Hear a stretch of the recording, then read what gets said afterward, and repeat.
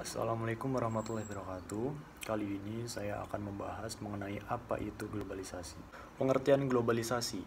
Konsep globalisasi dapat dengan mudah dipahami melalui pemenggalan kata global dan sasi. Kata global merujuk pada lintas batas dan kata sasi merujuk pada perubahan atau proses menjadi. Untuk mempermudah mengingat, globalisasi dapat diartikan secara singkat sebagai proses perubahan sosial pada skala lintas batas. Globalisasi mengacu pada suatu kondisi perubahan sosial di mana negara, wilayah, dan masyarakat saling terkoneksi satu sama lain, baik itu dalam bidang ekonomi, politik, serta sosial budaya. Globalisasi merupakan suatu fase perubahan yang dialami oleh masyarakat di berbagai penjuru dunia. Ciri khas dari era globalisasi yaitu semakin kaburnya batas-batas geografis antar negara, pertukaran informasi serta arus barang maupun jasa tidak lagi hanya dilakukan dalam cakupan negara, namun juga merambah lintas negara atau internasional. Selanjutnya ada 3 aspek globalisasi beserta contohnya. Yang pertama ada aspek ekonomi. Pada aspek ekonomi, globalisasi mengacu pada perubahan yang terjadi pada mekanisme pertukaran barang dan jasa. Dalam hal ini, seseorang tidak perlu pergi ke Amerika untuk membeli produk fashion di sana atau kebutuhan-kebutuhan rumah tangga. Selain itu, kalaupun seseorang memiliki banyak sekali uang, ia dapat membeli villa penginapan di Hawaii dengan membayar jasa konsultasi kepada agen properti yang ada di sana. Yang kedua, ada aspek politik. Globalisasi membawa pengaruh besar pada arah kebijakan politik negara-negara di dunia. Jika sebelumnya kebijakan politik hanya mencakup skala nasional, era globalisasi mendorong terintegrasinya kebijakan-kebijakan politik di berbagai negara dan memungkinkan terciptanya bentuk-bentuk kerjasama politik antar negara. Contoh kerjasama politik tersebut diantaranya seperti Uni Eropa, International Monetary Fund, World Bank, dan World Trade Organization atau WTO. Pada aspek politik, globalisasi juga ditandai dengan beroperasinya aktivitas-aktivitas politik yang mempromosikan nilai-nilai universal pada skala global.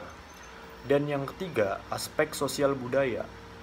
Pada aspek sosial budaya, konsep globalisasi merujuk pada proses terintegrasinya gagasan, nilai, norma, perilaku, serta cara hidup sosial kemasyarakatan. Dalam hal ini, sebagian besar individu dibentuk oleh pengaruh masyarakat dunia. Di Indonesia contohnya, kita bisa dianggap ketinggalan zaman jika kita belum menonton film Avengers atau mendengarkan album terbaru dari Justin Bieber. Amerika Serikat menjadi kiblat perfilman dan musik dunia. Korea Selatan menjadi kiblat tren kecantikan, Paris menjadi kiblat fashion wanita, dan lain sebagainya. Pada intinya, globalisasi pada aspek sosial budaya dapat diartikan sebagai fenomena sosial di mana praktik-praktik kebudayaan yang dilakukan individu bukan hanya dipengaruhi oleh dirinya sendiri namun oleh masyarakat global. Dan selanjutnya ada faktor pendorong dari globalisasi.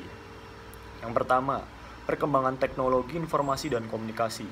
Faktor pendorong utama globalisasi yaitu kemajuan teknologi informasi dan komunikasi yang memudahkan proses pertukaran informasi di berbagai pelosok dunia.